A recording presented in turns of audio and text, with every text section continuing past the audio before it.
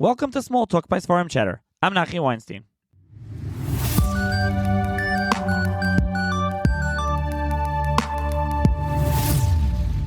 On this episode of SmallTalk, I'm going to be joined by Rabbi Arieh Friedner, who is the COO of Daily Giving, as well as the author of the newly published book, Common Ground, Unlocking the Secret of Jewish Unity, which is published by Arieh Press and distributed by Feldheim. So thank you, Rabbi Arieh, for joining me. Thank you so much for having me, and amazing what you're doing here on your network and channel. Thank you. So let's jump right in. What can you tell the listeners about your book, Common Ground? Common Ground is about Achdos. It's kind of a lofty subject. It's striving to find really what is that common ground between different Jews. I think when most people think about Achdos, when I've always thought or heard or learned about Achdos, really it's a focus on like, what can I do in the narrowness, not in a negative way, but in a positive way, in the narrowness of my own mind, right? Lashon hara. How could I be nicer to somebody else? These things are obviously incredibly important, intrinsic element of being a Yid, but there's something a little bit bigger, I think, of not just how do I be a little bit nicer to my fellow Jew, but more than that, what is Achdos and how can we achieve it? I think a lot of people talk about Achdos kind of in a way where maybe this is how I feel, we kind of imagine it's imperceivable and maybe even impossible. It's scary to say, like, it's hard to imagine what Achdos will actually look like. There's always been elements of fighting, machlokas between individuals and within families and within different parts of our community. What could it like? How do we actually do it? That's what the book is about. So I do want to touch on that shortly about, right, is this such a lofty ideal? Is it really realistic and things like that? But before that, so how do you define Achdos? How do you define unity? So that's a really, really great question. If I knew how to define unity in one sentence, I might not have written a book, which is many, many, many, many sentences. It's a roadmap about how to come together. What I think Achdos is in a simple way is Kucha B'richu V'Yisrael. What's the quote? Kucha B'richu V'Yisrael V'Areisa Chadu. I got the order wrong, I think. The idea is HaKadosh Baruch Hu is one, whatever that means, in the most simple way. And Anochi means Ananafshi Kosas Yahavis. Hashem wrote himself within his complete unification into the Torah. And Yesh Shishim Ribo Osios La Torah. There's 600,000 letters in the Torah, and every Yid has one of those letters. That means that in the deepest way, we are one. We are unified. Right? We have every Jew is a letter in the Torah. The Torah is a revelation of Hashem's complete unity. The purpose of the Torah is for us to understand how to connect to Him in our world, how to bring Him into our world. But in His world, so to speak, in that lofty way, Hashem is one. He is complete oneness. We as a Jewish people should be at that place. And Hashem created the world in a way where it's klal prat uklal, right? Things exist in their original essence, in their completeness, and then you have to break them apart in order to understand what the whole is in the first place. And so really unity is about Klal Yisrael understanding how we are truly, truly unified, not in a superficial way, but in a real, real honest and deep way. Why write a book on this?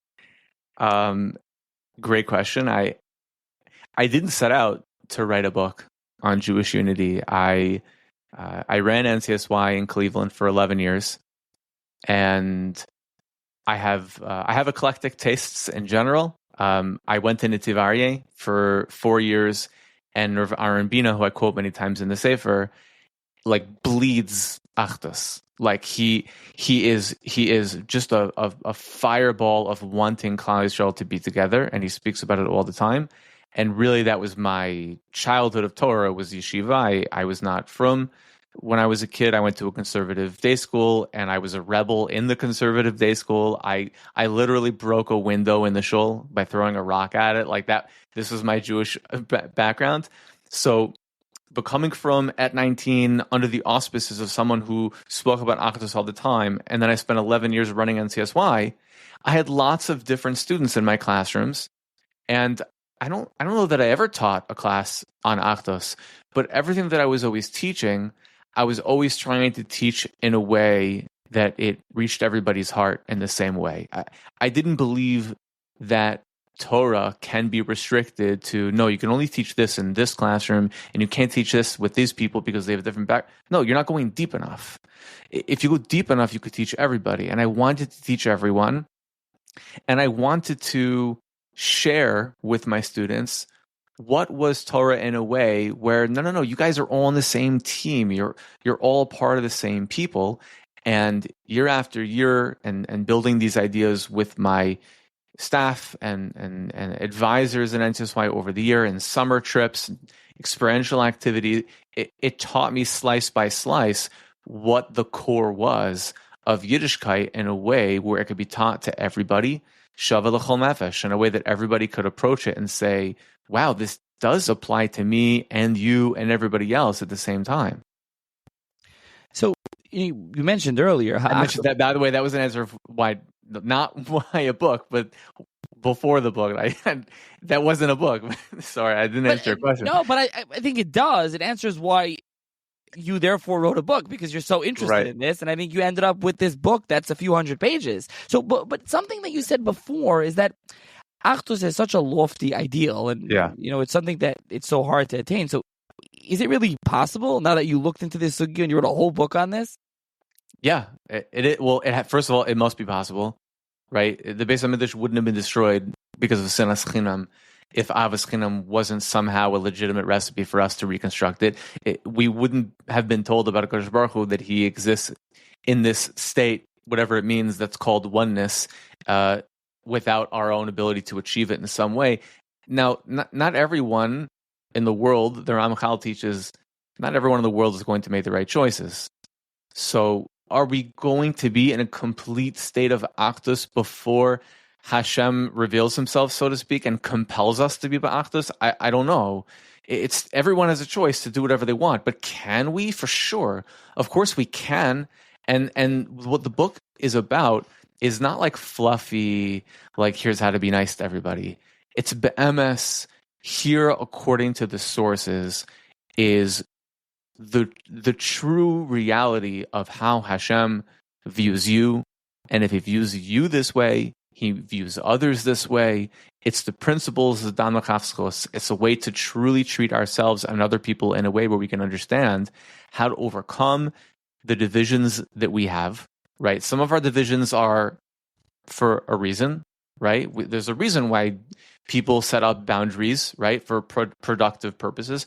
But that doesn't mean that we have to have a division in our heart with one another, right? One of my favorite mashalim, it's not a mashal, it's just it just is that we have the same parshios in our tefillin, shal rosh, and shal yad are divided in our rosh into 4 boxes, but on the shal yad and next to our heart is in one box. They're all connected, right? One thing that tells us is that if you're focused on outlook and personality and perception, so then, we all fit into different boxes. And there's a reason for that. We all should be different. But on a level of heart, the same exact content, the same exact information can be relatable in a way where there are not divisions. And so I think that's what Achdus is. It's a way to understand how we can all be different. And by the way, when I say that, I mean some of us can also be wrong, right? A lot of us are wrong, and we're going to continue to be wrong. Hopefully, we'll get better and better at being right. Maybe, for sure, eventually, everybody will be right because Hashem will show us what real truth is. But until then, some people are going to be wrong. And it might even be me or you, right? Everybody's wrong a little bit. So Achdus means to not care, to overlook those boundaries and to say, yes, in one sense, there's a reason that we are different and in different communities, and we get into, let's say we get into arguments l'shem shamayim. Let's say that's a good thing. That is a good thing. But in the other realm of heart, of Lev, nothing changed except for the way that I relate to people. And that's possible. I should rephrase that question. Instead of can we, it's how can we? Realistically. And so really that goes to what is the roadmap? This is something that you set out in the book. Mm-hmm. What's the roadmap to how can we attain this? So the roadmap is like this. There's 2 extremes of in theory, how we could overcome the fact that we are divided, and they're wrong. And the middle road is the roadmap. That's what the book is about, right? One theory that's wrong is, well, everybody who's wrong has to stop being wrong, right? I'm going to go push what I think because what I think is right and what you think is wrong. That's never going to work because everybody thinks that. So like it's not kol el gvar, like the strongest person is going to convince everybody else. So that's never going to happen, right? The other thing that's never going to happen is if everybody strips themselves of their definitions, right? I used to think this, by the way, when I first came out of yeshiva, people would say, like, what kind of, because I was at NCSY and I met all these different families from different backgrounds, and they said, well, what are you? How do you define yourself? And I used to say, I'm just Jewish. I'm just a Jew. And I learned that from one of my Rabbanim, Rav Yoel Rakowski, and I always believed it. I'm just a Jew. And I thought that if I said that, I would share how I really feel about myself in a way that other people would begin feeling that way too. It didn't really pass on very much. I mean, Rav Yoel is the kind of Rav. He's the kind of mashpia that can get a lot of people to view that, like me. But I'm not. I couldn't. So that's the other way: is to shed our definitions. But that's not going to happen because it's too hard. And as Rabbi Jonathan Sachs writes in his sefer "One People" with a question mark, it's one people, where he writes about how we got here to our current state of not being in unity. He writes that it's for good reason. We are living in an era of specialization, right? There's no more doctors. There's like a this doctor and a that doctor. Everyone has a specialty, and that's a great thing. And Jews who are connecting to Judaism generally are connecting to it in a specific way because they're proud of who they are as individuals. That's great. That's a great thing. So the path of let's all shed our definitions and just be Jewish is just not going to happen. So the middle road, the roadmap, is to envision a new adjective that can work for everybody. To say, look, whatever kind of Jew you want to be Orthodox, you want to be Chabad, you want to be yeshivish, you want to be conservative. I don't care. Be whatever Jew you want to be, but also on top of that, be a passionate Jew. That's the term that I use. It doesn't mean passionate in the way that you mean passionate, right? I mean, it has a lot to do with passion, but the book is about defining this concept that I call passionate Judaism. Let's redefine what does Hashem want from me in a way that he wants this from every single Jew. So you could be Orthodox, whatever you want, but also be a passionate Jew. And then someone else could be Reform, and they'll also be a passionate Jew. And then if we could understand how every single one of us is doing the same thing, following the same guidelines, on top of your personal self-definition, that is the roadmap for us to say, wait a second, we're all on the same team. I give a mashal in the book that I remember the Clippers and the Lakers when, without to say names, there was a Maisa in the NBA when an owner got dethroned because of a racist comment that he made. And the Lakers and the Clippers had like a shared press conference. And they until something was resolved, they wouldn't wear their jerseys or something like that. So people that we could have seen as, arch enemies, they're fighting in the same stadium, for the same stadium, they're not on the same page with each other. Introduce a higher priority, and all of a sudden, they're all just people, right? They're all people with the same standards. Now, they're also on different teams. Like when we blow the whistle, they're going to play basketball against each other. We can be in separate communities, but also there's something that defines us. So if we can understand what does define us and not worry about shedding who we are as individuals, that's the real roadmap. And you lay this out in the book. You have 3 pillars, so to speak. 3 parts of the book, essentially. Yes. There are 3 pillars to passionate Judaism. I'm going to say them here, and they're going to sound fluffy, and that's for a reason, because you have to read on to understand what they mean. But the first pillar is you have to be proud that you're a Jew. The second pillar is you have to love every Jew. And the third pillar is you have to try to grow every day. And I'll jump to like the inner core, and listeners will have to catch up in between. This is Bein Adam La'atzmo, Bein Adam L'Chavero, and Bein Adam L'Makom, right? Binam la'atzmo is you have to be proud that you're a Jew. Ultimately, what that means is Kadosh Baruch Hu loves every single Jew, bitamimus 100%. Right? There's a reason. I was at a bris this morning of a good friend's new baby. The reason why we get a bris of such a significant mitzvah when we are a baby is because Hashem wants us to know that the ultimate covenant, the ultimate connection between us and Him is something that He did for us when we didn't have consciousness, when we couldn't do mitzvos. Hashem loves every single one of us 100% no matter what. Temimus. To be totally proud of who you are as a Jew. Look, that requires learning what Judaism is. It requires understanding that Hashem loves you. Like, it's not as simple as saying, okay, I'm waving an Israeli flag and I'm putting a Jewish star around my neck. That doesn't make you proud. It might make you look proud or think that you're proud. You have to learn about Judaism to be a proud Jew, but that's the first pillar.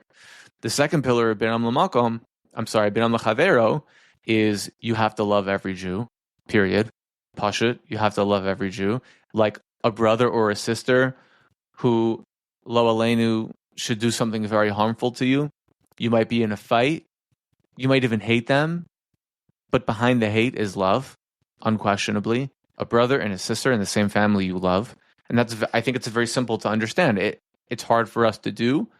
And even if you feel that, it's hard to put it into practice, right? Like in our own families, it's hard to put that into practice. I love every Jew. Okay, then why are you yelling at me? So that's an avoda. And number 3 is you have to try to grow every day. And what that means is, Binam Lamakom, Kadosh Baruch Hu in His place, where He is, right, outside of our tangible reality, there's nothing physical to Him. There's nothing tangible and finite. We are finite beings. We have to try to be like Hashem, and that means transforming ourselves from something that we are now to something beyond. Rav Noah Heinberg said, the greatest act of godliness is to create yourself, because Hashem is creator and you're the created. So you have to grow. But the pillar is you have to try to grow, because growth is hard and you can't push yourself, too much. And every single one of these pillars is about how you can view yourself, your responsibility for what you have to do between you and Hashem. And when you learn about how to do these things, what you also learn is other people can do it too. And if other people do these 3 things in ways that are different than the way that you're doing it, they're still doing it. And so it allows you to understand, what does Hashem want from me be'etzem at the core? It's malleable enough that you can still be exactly who you want to be, right? It takes integrity and intellectual honesty to follow those 3 pillars and still to continue connecting with Hashem in a real way. But it also requires you to understand that other people, if they're proud of who they are and they really put that work in and they love every Jew and they are honestly trying to grow every day, who says they're anything less than you? Hashem is the one true judge. He put me in my situation, you in your situation, and a friend of mine that never kept Shabbos in his life because he never heard of Shabbos. Guess what? Hashem put him there too. And to say that Hashem is going to do anything less than judge him appropriately for what he was able to do with his education, with his upbringing, with his understanding, with his passion that Hashem gave him, that's the only fair way to look at it, right? So I have to judge myself and everybody else in the same way. So with much swiftness, those are the 3 pillars. Yeah, the book is 350 pages or so. So that's the very shortened version. Small here pages, on small pages. Yeah, and you go check out the book, and there'll be a link in the show notes for those interested in purchasing it, and you can check out and you can read the book for the full program, really, all the pillars and everything, and the big picture as you get to at the end. So what was the process of writing the book? As you said earlier, you didn't set out to write this whole book. You got it into Unity Nachlas. You wrote this whole 350-plus page book. So what was that like? Yeah, so I had a lot of it. I developed the core of what I knew, because Sholosh Regalim, Binam La'atzmo, L'Makam L'Chavero. I knew that there was a comprehensive picture. This wasn't me trying to just write something. This is me trying to uncover emes. Actually, emes is kind of the principle of the entire concept. Aleph is achrayus, that's growth. And mem is mishpacha, that's loving every Jew. And taf is tamimus, the simplicity of being proud of who I am. The book is about trying to find the emes. And so the process for me for writing it was a lot of gathering. gathering classes that I had given and notes that I had taken and stories that I had, brought together. And on my good days, when I was able to wake up early, which was Baruch Hashem often, because this got me up. Like I woke up early because I was like, I gotta go put more words together. I think the first thing I did was I Googled how many words are in a novel. It said about 60 to 80,000 words. So I said, okay, I know this is going to be an 80,000 word book. And it is in the end, it's like 78,000 words or something. Because I knew that what I had to share was something meaty. I knew I wanted it to be something you could hold and say, wow, there's a lot here. So it was a lot of gathering and organizing. Like, what's the right Seder? Like, how do you put these things in order? Number one. Number two, most importantly, is how do we verify this is emes? So every single chapter reveals one more step of how to follow this roadmap, and everything has makoros. Everything has chazal. Everything is verified.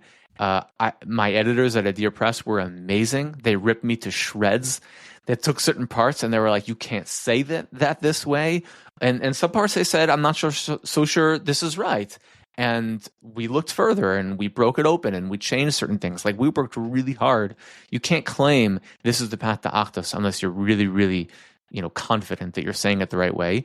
And then the next thing I did was everything had to be relatable. I learned in my teaching in NCSY, not just for high school students. I also spent a few years working with college students afterwards, and I spent also, many, many, many, many combined hours with adults.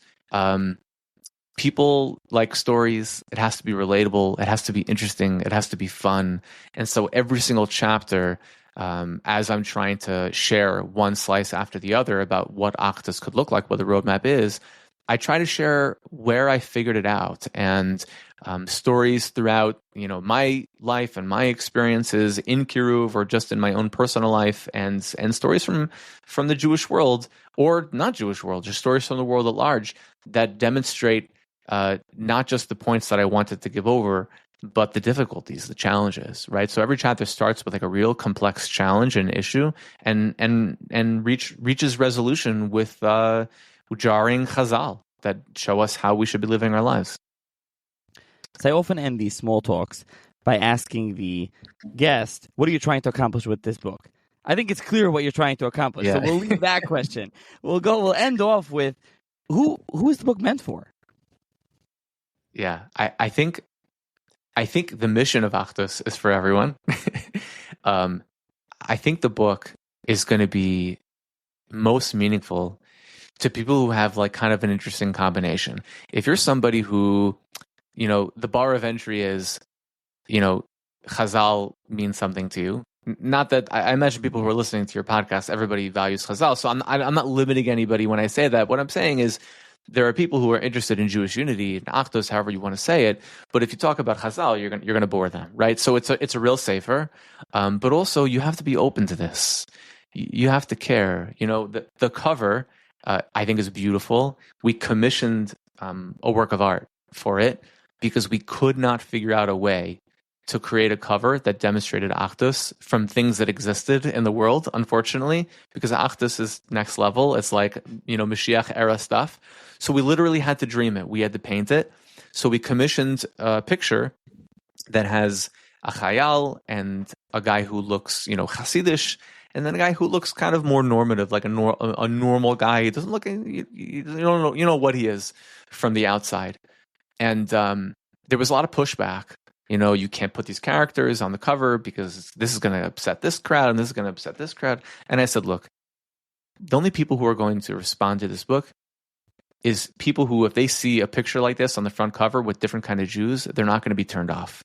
People who say, I want to understand what Achdus looks like, this is the book that's going to speak to you. The people who have always cared about Jewish unity but didn't exactly know what it was, or wanted to perhaps share it with people who are less familiar with Torah teachings, and they don't know how to explain it, right? This is the language of Achdus.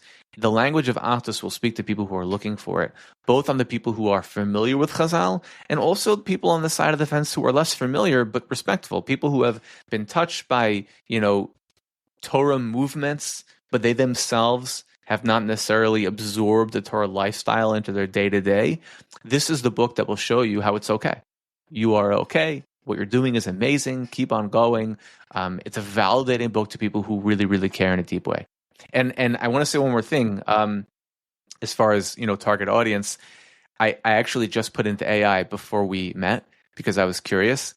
I asked AI to read my book and to tell me how many times I quoted different sources, because I myself, I told you I'm eclectic, right? And at Nativ Arieh, I had Rabbanim from every part of the Jewish spectrum, and I've been inspired by people from all sides of Judaism. So I was curious, who did I quote? And what I saw in AI actually blew my mind, that I quote almost nobody more than twice. The sources are everywhere. It's Ramchal and Maharal and Lubavitch Rebbe and Alter Rebbe and the Eish Kodesh and the Chassam Sofer and the Brisker Rav, Shlomo Zalman and Rav Arieh Levine,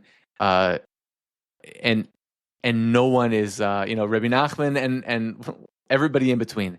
And I don't lean on anybody, because I think this was a sculpture of many, many, many years of learning from a lot of different places, trying to reach a lot of people in different places to all come to the same place for the same reason.